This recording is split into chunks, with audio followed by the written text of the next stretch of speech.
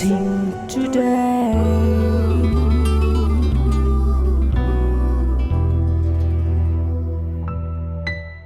Blessing ടുഡേയിലേക്ക് വീണ്ടും സ്വാഗതം. ഇന്നത്തെ എപ്പിസോഡ് നമുക്ക് വേണ്ടി സമർപ്പിച്ചിരിക്കുന്നത്, അല്ലെങ്കിൽ അതിൻ്റെ പിറകിൽ പ്രവർത്തിച്ച സാമ്പത്തിക സഹകാരികൾ എന്നുള്ള 4 വ്യക്തികളാണ്. നമ്മൾ ഒരുമിച്ച് ചേർന്ന് ഇപ്പോൾ അവർക്ക് വേണ്ടി പ്രാർത്ഥിക്കാനായിട്ട് പോവുകയാണ്. കർത്താവെ, ഞങ്ങൾ ഒരുമിച്ച് ചേർന്ന് പ്രാർത്ഥിക്കുന്നു. ദൈവമേ, താനയിൽ നിന്നുള്ള മിസ്റ്റർ അഡോൾഫ് ആൻ്റണിക്ക് വേണ്ടി ഞങ്ങൾ പ്രാർത്ഥിക്കുന്നു. കർത്താവെ, ദൈവമേ, ഇന്ന് അവരുടെ ബർത്ത്ഡേ ആണല്ലോ അദ്ദേഹത്തിൻ്റെ. കർത്താവെ, അദ്ദേഹത്തെ അനുഗ്രഹിക്കണമേ. അദ്ദേഹത്തിൻ്റെ ഫ്ലാറ്റിൻ്റെ സ്റ്റേയിൽ ഒരു ബുദ്ധിമുട്ടുമില്ലാതെ നടക്കുവാൻ കർത്താവ് കൃപ ചെയ്യണമേ എന്ന് പ്രാർത്ഥിക്കുന്നു. രണ്ടാമതായി, കാക്കനാട് നിന്നുള്ള ആരോഗ്യരാജിനും ഷീല മേരിക്കും വേണ്ടി പ്രാർത്ഥിക്കുന്ന കർത്താവെ, ഇന്നലെ അവരുടെ വെഡിങ് ആനിവേഴ്സറി ആയിരുന്നല്ലോ. കർത്താവെ, നീ അവരെ അനുഗ്രഹിച്ചതിനായി നന്ദി പറയുന്ന കർത്താവെ, അവർക്കൊരു കുഞ്ഞിനെ കൊടുത്ത് അങ്ങ് മാനിക്കണമേന്ന് ഞങ്ങൾ ഒരുമിച്ച് ചേർന്ന് പ്രാർത്ഥിക്കുന്നു. അപ്പോൾ തന്നെ പേര് വെളിപ്പെടുത്താൻ ആഗ്രഹിക്കാത്ത ആ വ്യക്തികൾക്ക് വേണ്ടി ഞങ്ങൾ ഒരുമിച്ച് പ്രാർത്ഥിക്കുന്നു. ഇന്നലെ അവരുടെ വെഡിങ് ആനിവേഴ്സറി ആയിരുന്നല്ലോ. കർത്താവെ, നീ അവരെ അനുഗ്രഹിക്കണമേ. അവരുടെ ജോലിയിൽ ദൈവത്തിൻ്റെ ഹിതം കാണുവാൻ അവരായിരിക്കുന്നത് എവിടെയാണോ അവിടെ അങ്ങ് അവരെ ഉറപ്പിക്കണമേ എന്ന് പ്രാർത്ഥിക്കുന്നു. കൊല്ലത്ത് നിന്ന് പേര് വെളിപ്പെടുത്താൻ ആഗ്രഹിക്കാത്ത വ്യക്തിക്ക് വേണ്ടി പ്രാർത്ഥിക്കുന്നു. ഇന്നലെ അവരുടെ വെഡിങ് ആനിവേഴ്സറി ആയിരുന്നല്ലോ. ദൈവമേ, നീ അവരെ അനുഗ്രഹിക്കണമേ എന്ന് പ്രാർത്ഥിക്കുന്നു. സന്തോഷകരമായ ഒരു കുടുംബജീവിതം നയിക്കുവാൻ കർത്താവെ, അങ്ങ് അവർക്ക് കൃപ നൽകണമേ എന്നുകൂടെ പ്രാർത്ഥിക്കുന്നു. പിതാവിൻ്റെയും പുത്രൻ്റെയും പരിശുദ്ധാത്മാവിൻ്റെയും നാമത്തിൽ എല്ലാ അനുഗ്രഹങ്ങളും ഇവരുടെ മേലിപ്പോൾ പകർന്നു പ്രാർത്ഥിക്കുന്നു. യേശുവിൻ്റെ നാമത്തിൽ തന്നെ.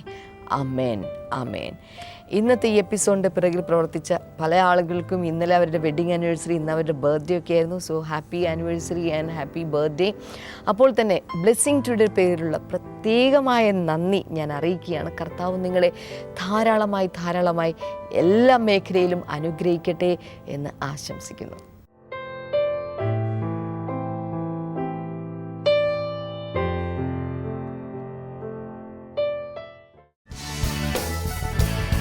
ബ്ലെസ്സിംഗ് ഫെസ്റ്റിവൽ കോട്ടയം മെയ് 13 വെള്ളി. സമയം രാവിലെ 10 മുതൽ 1 മണി വരെ. മാമൻ Mappila hall, KK road, Kottayam.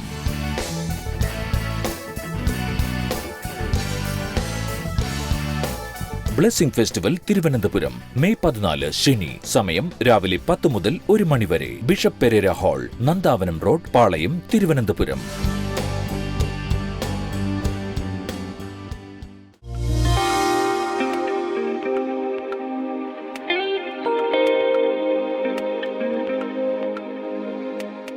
Today I'm going to speak about God is our purifier. ഇന്ന് ഞാൻ നിങ്ങളോട് സംസാരിക്കാൻ പോകുന്നത് ദൈവം നമ്മെ ശുദ്ധീകരിക്കുന്നവൻ. Many people, especially the youths, they have a misunderstanding that if we dedicate our lives for holiness, we can never have a happy life. പല ആളുകളും, പ്രത്യേകിച്ച് ചെറുപ്പക്കാർ, ചിന്തിക്കുന്നു നമ്മുടെ ജീവിതം വിശുദ്ധിയുള്ളൊരു ജീവിതത്തിന് വേണ്ടി സമർപ്പിച്ചു കഴിഞ്ഞാൽ പിന്നെ ജീവിതത്തിൽ ഒരു സന്തോഷവും ഉണ്ടാകില്ല. We cannot have friends. നമുക്ക് നല്ല സുഹൃത്തുക്കൾ ഉണ്ടാകില്ല. We cannot crack jokes. തമാശ പറയാൻ പറ്റില്ല.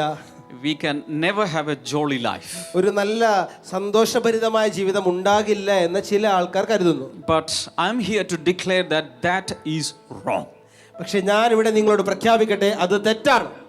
Hallelujah. Hallelujah. How do you know that? എങ്ങനെ അറിയാൻ കഴിയും? Because the Bible says a holy life is a happy life. വചനം പറയുന്നു ഒരു വിശുദ്ധിയുള്ള ജീവിതം സന്തോഷമുള്ള ജീവിതമായിരിക്കും. Are you there? നിങ്ങൾ എന്റെ കൂടെ ഉണ്ടോ? Make some noise here. ഉണ്ടെങ്കിൽ ഒരു ശബ്ദമൊക്കെ ഉണ്ടാക്കാം. Hallelujah. Hallelujah. Let's go to the Bible, Hebrews chapter number 1 and verse number 9. നമുക്ക് ഒരുമിച്ച് ബൈബിളിൽ എബ്രായ ലേഖനം 1-ാം അധ്യായം 9-ാമത്തെ വചനം. You have loved righteousness and hated lawlessness. That means you have loved holiness and you have hated sinfulness. അങ്ങ് നീതിയെ ഇഷ്ടപ്പെടുകയും ദുഷ്ടതയെ വെറുക്കുകയും ചെയ്തിരിക്കയാൽ. Therefore God your God has anointed you with the oil of gladness more than your companions. അതുകൊണ്ട് ദൈവം, അങ്ങയുടെ ദൈവം തന്നെ കൂട്ടുകാരിൽ പരമായി അങ്ങയെ ആനന്ദ തൈലം കൊണ്ട് അഭിഷേകം ചെയ്തിരിക്കുന്നു. Now this is about Jesus. ഇത് യേശുവിനെ കുറിച്ചുള്ള പ്രവചനമാണ്. How did Jesus live here?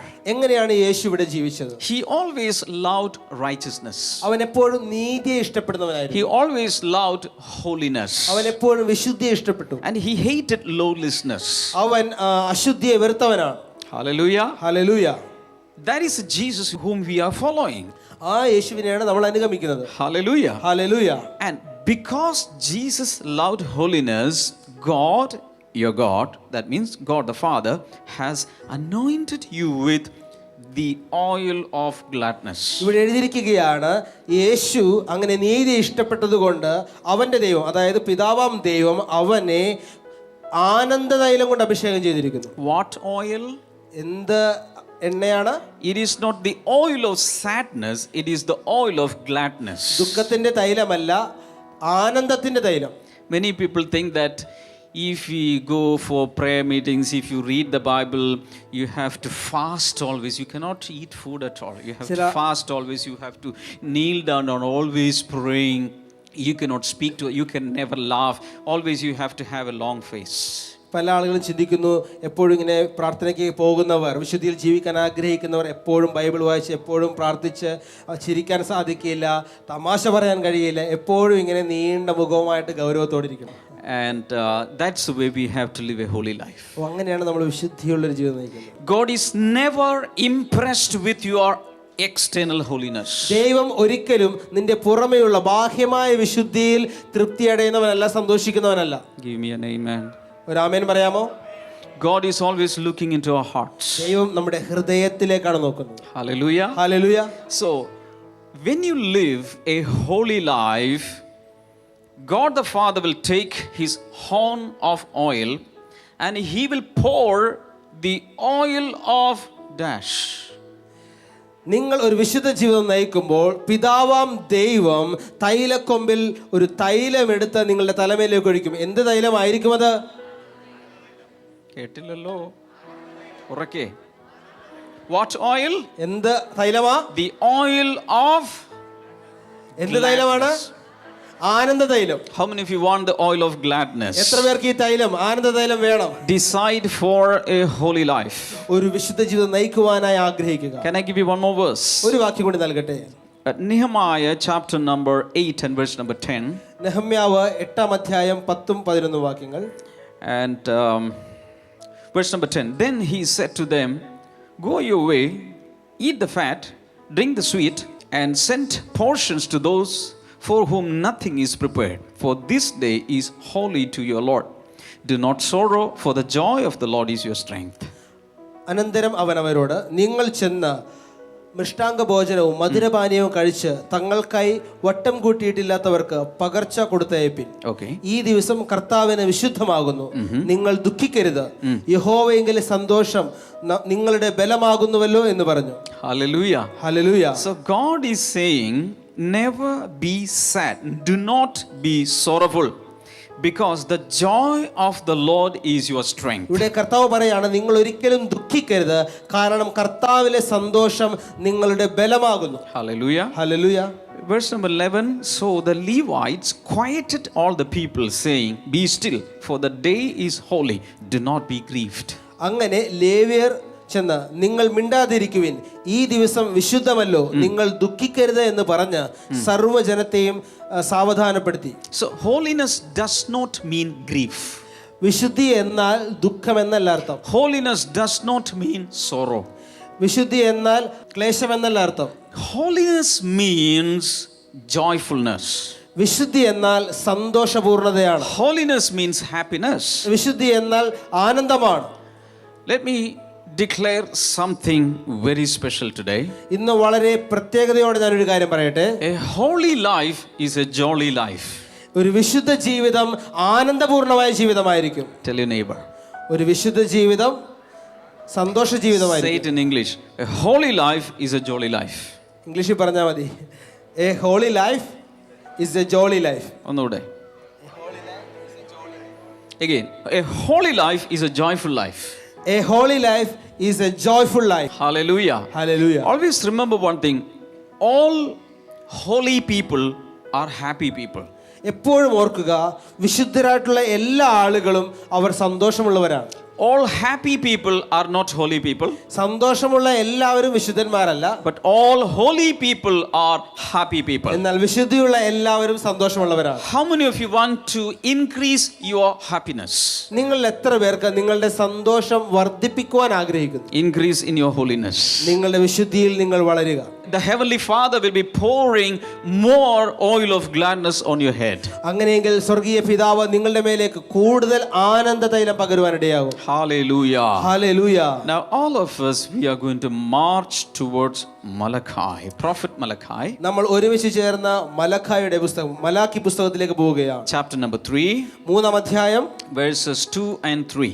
2-3 വചനങ്ങൾ. But who can endure the day of his coming? Who can stand when he appears? For he'll be like a refiner's fire or a launderer's soap. എന്നാൽ അവൻ വരുന്ന ദിവസത്തെ ആർക്ക് സഹിക്കാം? അവൻ പ്രത്യക്ഷനാകുമ്പോൾ R നിലനിൽക്കും? അവൻ ഊതിക്കഴിക്കുന്നവന്റെ തീ പോലെയും അലക്കുന്നവരുടെ ചാരവെള്ളം പോലെയും ആയിരിക്കും. And this is speaking about the appearance of Jesus. ഇത് യേശു വെളിപ്പെടുന്നതിനെ കുറിച്ചാണ് പറയുന്നത്. First time he came to win us, to win the sinners. ആദ്യം യേശു ഇവിടെ വന്നത് നമ്മളെ നേടുവാനാണ്, പാപികളെ And രക്ഷിക്കുവാനാണ്. second time he will be coming to take us to his house. എന്നാൽ രണ്ടാമതായി യേശു വരുന്നത് തന്റെ വീട്ടിലേക്ക് നമ്മളെ കൂട്ടിക്കൊണ്ടുപോകുവാനാണ്. Are you ready for that? നിങ്ങൾ തയ്യാറാണോ? Are you willing for that? നിങ്ങൾ അതിന് മനസ്സുണ്ടോ? We never have a permanent house here. നമുക്കിവിടെ ആർക്കും സ്ഥിരതാമസമില്ല, Our വീടില്ല. permanent address is in heaven. നമ്മുടെ സ്ഥിരമായ മേൽവിലാസം സ്വർഗ്ഗത്തിലാണ്. Whether you're living in a rented house or your own house, that is not your permanent address. നിങ്ങൾ നിങ്ങളുടെ സ്വന്തം വീട്ടിലാണെങ്കിലും വാടക വീട്ടിലാണെങ്കിലും അതല്ല നിങ്ങളുടെ സ്ഥിരമായ മേൽവിലാസം. Your permanent address is in heaven. നിങ്ങളുടെ സ്ഥിരമായ മേൽവിലാസം സ്വർഗ്ഗത്തിലാണ്. Now, when the Son of Man comes, മനുഷ്യപുത്രൻ വരുമ്പോൾ he says he will be like, the Bible says he will be like a refiner's fire. അവൻ ഊതിക്കഴിക്കുന്നവന്റെ തീ പോലെ ആയിരിക്കും, Or a launderer's soap. അല്ലെങ്കിൽ അലക്കുന്നവരുടെ Soap. You can സോപ്പ് പോലെ. Hallelujah. Hallelujah. And verse number 3 says, he will sit as a refiner and purifier of silver. He will purify the Levites and refine them like gold and silver. Then the Lord will have men who will bring offerings in righteousness. അവൻ ഊതിക്കഴിക്കുന്നവനെ പോലെയും വെള്ളി ശുദ്ധി വരുത്തുന്നവനെ പോലെയും ഇരുന്നു കൊണ്ട് ലേവി പുത്രന്മാരെ ശുദ്ധീകരിച്ച് പൊന്നുപോലെയും വെള്ളി പോലെയും നിർമ്മലീകരിക്കും. അങ്ങനെ അവർ നീതിയിൽ യഹോവയ്ക്ക് വഴിപാടർപ്പിക്കും. Hallelujah. Hallelujah. God is saying, I am your refiner. I am your purifier. ഇവിടെ കർത്താവ് പറയുകയാണ്, ഞാനാണ് നിന്നെ നിർമ്മലീകരിക്കുന്നവൻ, ഞാനാണ് നിന്നെ ശുദ്ധീകരിക്കുന്നവൻ. In other words, you cannot purify yourself. അതിന്റെ അർത്ഥം ഇതാണ്, നിങ്ങൾക്ക് തന്നെ നിങ്ങളെ ശുദ്ധീകരിക്കാൻ കഴിയുകയില്ല. If you try to purify yourself, it will not be according to my standard. നിങ്ങൾ നിങ്ങളെ തന്നെ കഴുകാൻ ശ്രമിച്ചാൽ അത് ദൈവത്തിന്റെ നിലവാരത്തിന് ഒത്തതായിരിക്കില്ല. So I am ready to purify you.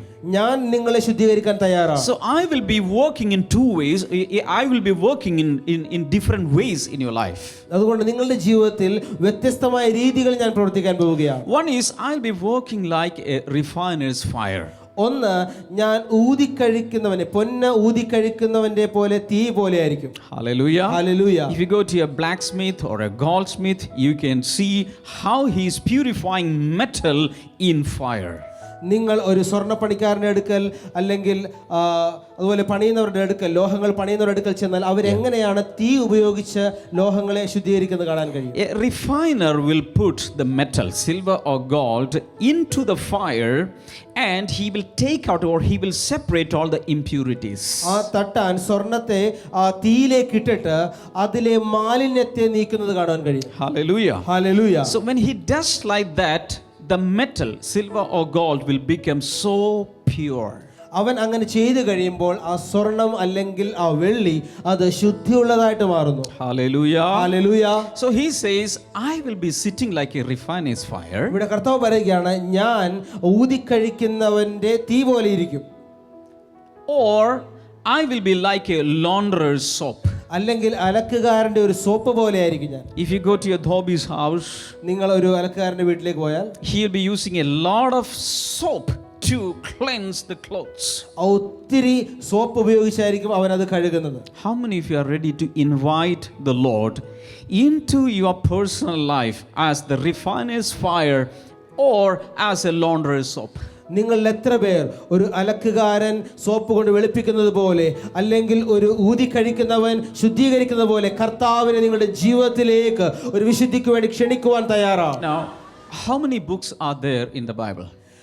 ബൈബിളിൽ എത്ര പുസ്തകങ്ങളുണ്ട്? Oh, Bible is a book. Is there books in it? Bible തന്നെ ഒരു പുസ്തകമല്ല, ഇനി അതിന്റെ അകത്ത് പുസ്തകങ്ങളുണ്ടോ? That is a speciality of the Bible. അതാണ് ബൈബിളിന്റെ ഒരു സവിശേഷത. The Bible is a book, but there are 66 independent books in the Bible. Bible എന്നത് ഒരു പുസ്തകമാണ്, എന്നാൽ 66 വ്യത്യസ്തമായ പുസ്തകങ്ങൾ ഇതിനകത്ത് ഉണ്ട്. And each book in the Bible has a theme. ഓരോ പുസ്തകങ്ങൾക്കും ഒരു തീം ഉണ്ടായിരിക്കും. Book of Genesis has a theme. ഉൽപ്പത്തി പുസ്തകത്തിന് ഒരു The സന്ദേശമുണ്ട്. book of Exodus has a theme. പുറപ്പാട് പുസ്തകത്തിന് ഒരു പ്രത്യേക സന്ദേശമുണ്ട്. The book of Leviticus has a theme. ലേവ്യ പുസ്തകത്തിന് ഒരു പ്രത്യേകമായ ആശയമുണ്ട്. The theme of Leviticus is holiness. ലേവ്യ പുസ്തകത്തിന്റെ പ്രധാന ആശയം എന്നത് വിശുദ്ധിയാണ്. എല്ലാവരും പറയാമോ? ലേവ്യ പുസ്തകത്തിന്റെ പ്രധാന ആശയം വിശുദ്ധിയാണ്.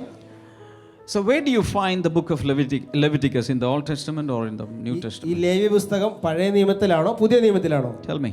പറയൂ. It is in the Old Testament. അത് പഴയ നിയമത്തിലാണ്. So it has a theme. What is the theme? എന്താണ് അതിന്റെ പ്രധാന ആശയം? Holiness. വിശുദ്ധി. How do you know that? അതെങ്ങനെ അറിയാൻ കഴിയും? Because so many times the word holy or holiness is coming in this book. കാരണം ആ പുസ്തകത്തിൽ ആവർത്തിച്ച് വിശുദ്ധി എന്ന പദം അവിടെ പ്രയോഗിക്കപ്പെടുന്നു. And 7 times God says, I am the Lord who makes you holy. അവിടെ 7 തവണ കർത്താവ് പറയുന്നു, ഞാൻ നിന്നെ വിശുദ്ധീകരിക്കുന്ന ദൈവമാകുന്നു. ഒന്നുകൂടി പറ. 7 തവണ കർത്താവ് അവിടെ പറയുന്നു, ഞാൻ നിന്നെ വിശുദ്ധീകരിക്കുന്ന ദൈവമാകുന്നു. Everybody say, I am the Lord who makes you holy. ഞാൻ നിന്നെ വിശുദ്ധീകരിക്കുന്ന ദൈവം. പറഞ്ഞാലും ഞാൻ നിന്നെ വിശുദ്ധീകരിക്കുന്ന ദൈവം. Hallelujah. Hallelujah. That means our God is not only holy, He has a mind to make us holy. നമ്മുടെ ദൈവം അവൻ വെറും വിശുദ്ധനായ ഒരു ദൈവം മാത്രമല്ല, അവൻ നമ്മെയും വിശുദ്ധീകരിക്കുന്ന ദൈവമാണ്. That's why God said, be holy as I am holy. അതുകൊണ്ടാണ് കർത്താവ് പറഞ്ഞത്, ഞാൻ വിശുദ്ധനായിരിക്കുന്നത് പോലെ നിങ്ങൾ വിശുദ്ധരായിരിക്കുക. It has some other meaning. It says we cannot make us holy. അതിന് മറ്റൊരു അർത്ഥം കൂടിയുണ്ട്, നമുക്ക് നമ്മെ വിശുദ്ധരാക്കാൻ പറ്റുകയില്ല.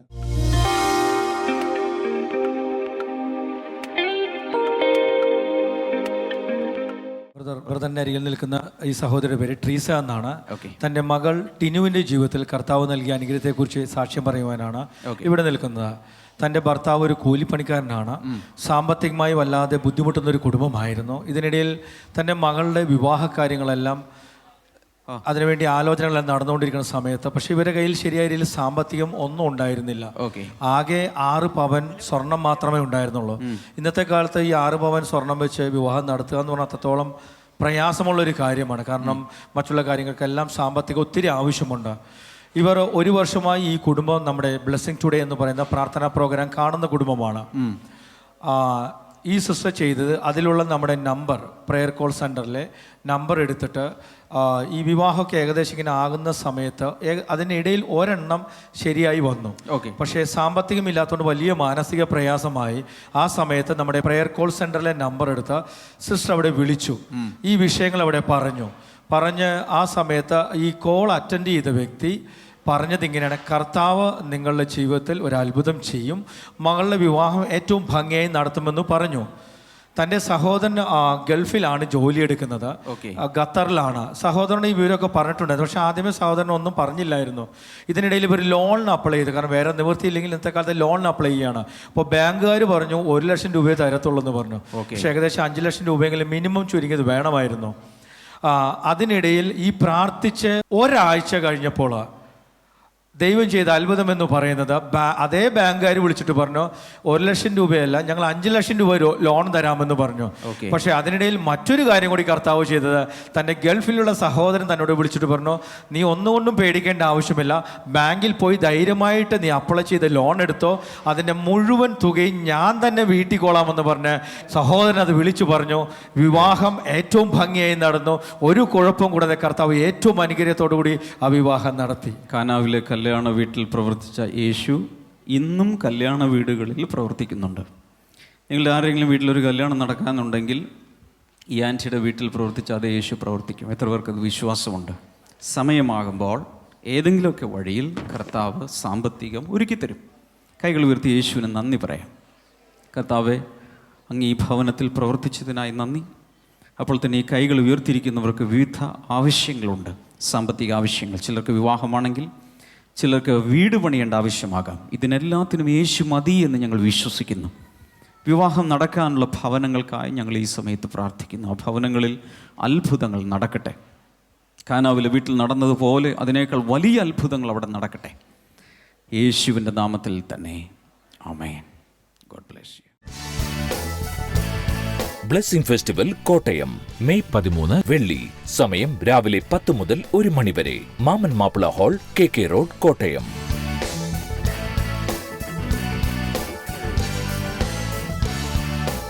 ബ്ലെസ്സിംഗ് ഫെസ്റ്റിവൽ തിരുവനന്തപുരം മെയ് 14 ശനി. സമയം രാവിലെ 10 മുതൽ 1 മണി വരെ. Bishop Pereira hall, Nandavanam road, Palayam, Thiruvananthapuram.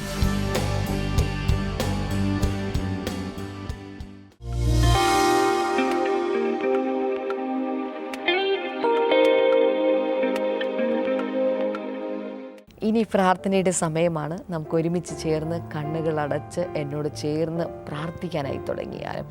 അപ്പോൾ തന്നെ പ്രാർത്ഥിക്കുന്നതിന് മുൻപ് കർത്താവിനോട് പറയുന്ന ഒരു കാര്യം, ചില കുട്ടികളുടെ അഡ്മിഷൻ ഇതുവരെ ആകാതെ ഭാരപ്പെട്ടുകൊണ്ടിരിക്കുന്ന, സ്കൂളിലേക്കുള്ള അഡ്മിഷൻ ആകാതെ ഭാരപ്പെട്ടുകൊണ്ടിരിക്കുന്ന ചില മാതാപിതാക്കൾ, യേശുവിൻ്റെ നാമത്തിൽ അത്ഭുതകരമായ വിടുതൽ ഈ കാര്യത്തിൽ സംഭവിക്കട്ടെ കർത്താവേ. മറ്റ് ചില സ്ഥലങ്ങളിൽ നിന്ന് മാറി വന്നവരോ അടുത്ത ചില സ്കൂളുകളിലേക്ക് പോകുന്നവരോ ആണ്. യേശുവിൻ്റെ നാമത്തിൽ ആ പ്രശ്നം പരിഹരിക്കട്ടെ. ഏറ്റവും നല്ല സ്കൂളിൽ അതിനുള്ള അഡ്മിഷൻ ഉണ്ടാകട്ടെ എന്ന് പ്രാർത്ഥിക്കുന്നു.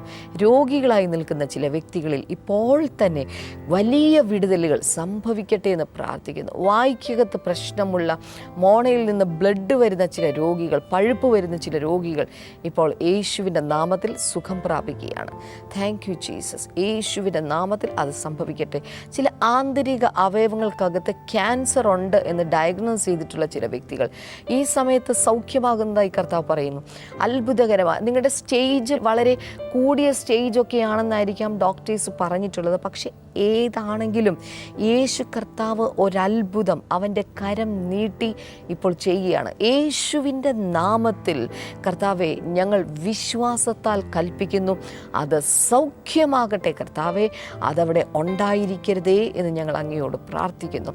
ചില യൂട്രസ് സംബന്ധമായ ചില രോഗങ്ങൾ ഈ സമയത്ത് കർത്താവ് വെളിപ്പെടുത്തുകയാണ്. യൂട്രസിനകത്ത് മുഴയുള്ള, അല്ലെങ്കിൽ അതുപോലെ തന്നെ യൂട്രസിനകത്ത് വല്ലാത്ത പ്രശ്നങ്ങൾ അനുഭവിക്കുന്ന, ബ്ലീഡിങ്ങിൻ്റെ പ്രശ്നമുള്ള ചില രോഗികളെ കർത്താവ് ഇപ്പോൾ സുഖപ്പെടുത്തുകയാണ്. യേശുവിൻ്റെ നാമത്തിൽ അത്തരം രോഗികൾ ഈ സമയത്ത് സുഖം പ്രാപിക്കട്ടെ എന്ന് പ്രാർത്ഥിക്കുന്നു. എല്ലാ തരത്തിലുള്ള അലർജികളും ഈ സമയത്ത് സൗഖ്യമാകുകയാണ്. അത് ത്വക്ക് രോഗത്തിലൂടെ വന്നിട്ടുള്ളതായിരിക്കാം, അല്ലെങ്കിൽ ഭക്ഷണത്തിൻ്റെ അലർജി ആയിരിക്കാം, വെള്ളത്തിൻ്റെ അലർജി ആയിരിക്കാം, മറ്റ് ചില പ്രത്യേക ഭക്ഷണ പദാർത്ഥങ്ങളോടുള്ള അലർജി ആയിരിക്കാം, ചില ജീവിത സാഹചര്യങ്ങളോട്, നിങ്ങൾ ചിലർ ജോലിക്ക് പോകുന്നിടത്തുള്ള അലർജി ഉണ്ടാകാം. പക്ഷെ ഇപ്പോൾ നിങ്ങൾ വിശ്വസിക്കുക, അത്ഭുതകരമായ സൗഖ്യം ഈ സമയത്ത് സംഭവിക്കുകയാണ്. യേശുവിൻ്റെ നാമത്തിൽ എല്ലാ തരത്തിലുള്ള അലർജി ഈ സമയത്ത് സൗഖ്യം പ്രാപിക്കട്ടെ എന്ന് പ്രാർത്ഥിക്കുന്നു. ചില ഓപ്പറേഷന് ശേഷമായിട്ട് ശരിയായ വിധത്തിൽ ആരോഗ്യം വീണ്ടെടുക്കാൻ സാധിച്ചിട്ടില്ലാത്ത ഒരു വ്യക്തിയെ കർത്താവ് ഇപ്പോൾ സുഖപ്പെടുത്തുകയാണ്. യേശുവിൻ്റെ നാമത്തിൽ ഇപ്പോൾ മുതൽ ആ വ്യക്തി ഭക്ഷണം, ഖരരൂപത്തിലുള്ള ഭക്ഷണം കഴിക്കാനായി തുടങ്ങട്ടെ. അത്ഭുതകരമായ മാറ്റം നടക്കട്ടെ. ഈ സമയം മുതൽ അദ്ദേഹത്തിൻ്റെ ശരീരത്തിൽ ഘടിപ്പിച്ചിരിക്കുന്ന എല്ലാ പൈപ്പുകളും എല്ലാ കുഴലുകളും ഈ സമയത്ത് എടുത്തു മാറ്റപ്പെടട്ടെ. യേശുവിൻ്റെ നാമത്തിൽ ഇന്നത്തോടെ തൻ്റെ ശരീരം ഒരു സാധാരണ നിലയിൽ ആയിത്തീരട്ടെ എന്ന് പ്രാർത്ഥിക്കുന്നു. ശക്തമായ ചില അപകടങ്ങൾ, ഒരുപക്ഷെ ഷോക്കേറ്റത് കൊണ്ടോ മറ്റോ ഉള്ള ശക്തമായ ഒരു വീഴ്ച നിമിത്തമായിട്ട്, അപകട നിമിത്തമായിട്ട് ശരീരത്തിന് സാരമായ പരിക്കുകൾ പറ്റിയ ഒരു വ്യക്തിയെ കർത്താവ് ഈ സമയത്ത് നിങ്ങളെ വിടുവിച്ച് എഴുന്നേൽപ്പിച്ച് ആരോഗ്യത്തോടെ ജോലിക്ക് പോകുവാനുള്ള കൃപ നൽകിയാണ്.